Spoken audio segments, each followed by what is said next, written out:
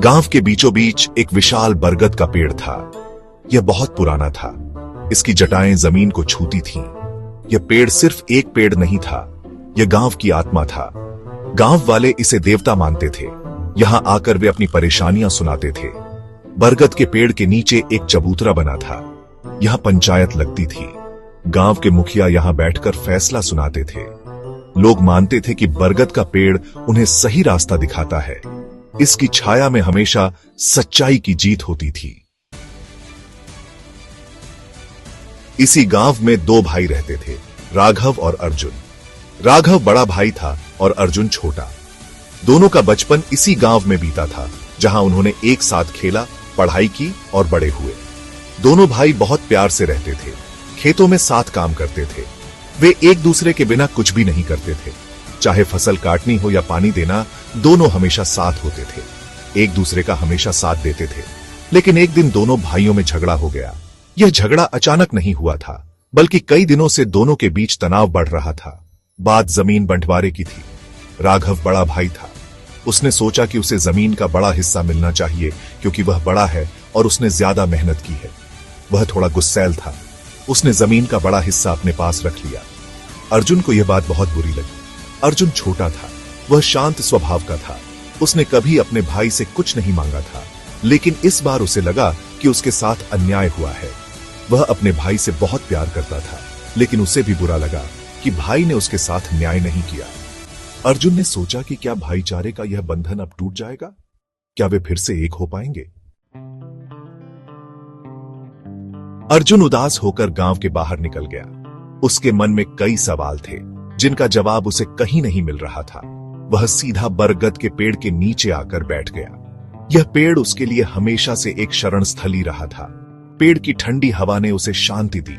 उसे ऐसा लगा जैसे पेड़ उसकी सारी परेशानियों को सुन रहा हो। उसने अपनी सारी परेशानी बरगद के पेड़ को बता दी। उसने अपने दिल का बोझ हल्का किया। उसने कहा, बाबा, मेरे भाई ने मेरे साथ अन्याय किया है। मुझे क्या करना चाहिए? उसकी आवाज में दर्द और निराशा थी। रात हो गई। चांद निकल आया। आसमान में तारे चमकने लगे। बरगद के पेड़ की छाया लंबी होती जा रही थी।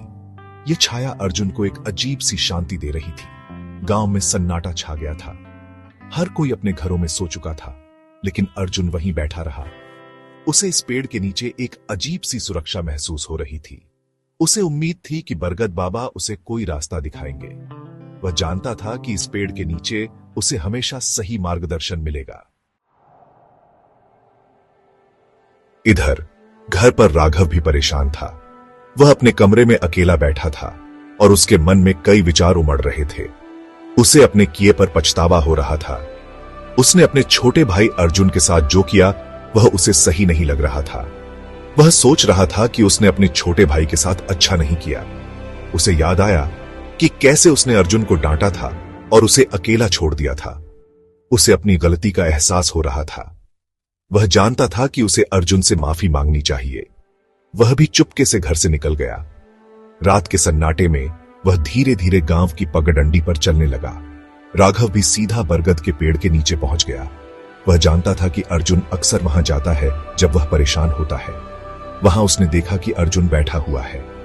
अर्जुन का चेहरा उदास था और वह गहरी सोच में डूबा हुआ था। वह समझ गया कि अर्जुन अपनी परेशानी लेकर बरगद बाबा के पास आया है। राघव ने महसूस किया कि उसे अर्जुन से बात करनी चाहिए। उसे और भी पछतावा हुआ। उसने सोचा कि अब और देर नहीं करनी चाहिए और अर्जुन के पास जाकर उससे माफी मांगनी चाहिए। सुबह हुई। सूरज की किरणें बरगद के पेड़ की पत्तियों पर पड़ी। एक नई सुबह की शुरुआत हुई। राघव और अर्जुन दोनों भाई बरगद के पेड़ के नीचे बैठे थे। उनके बीच अब कोई दूरियां नहीं थीं।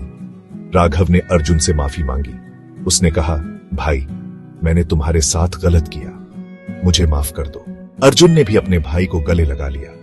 दोनों भाइयों के बीच फिर से प्यार हो गया। गांव के लोग भी आ गए।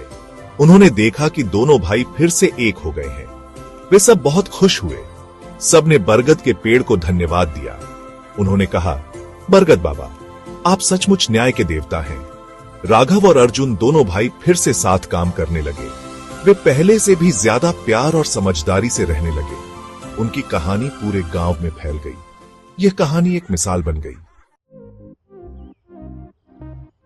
बरगद का पेड़ आज भी वहीं खड़ा है। वह आज भी गांव वालों को प्यार, समझदारी और एकता का पाठ पढ़ाता है। यह पेड़ हमें बताता है कि सच्चाई और न्याय हमेशा जीतते हैं। हमें बस अपने दिल की आवाज सुननी चाहिए।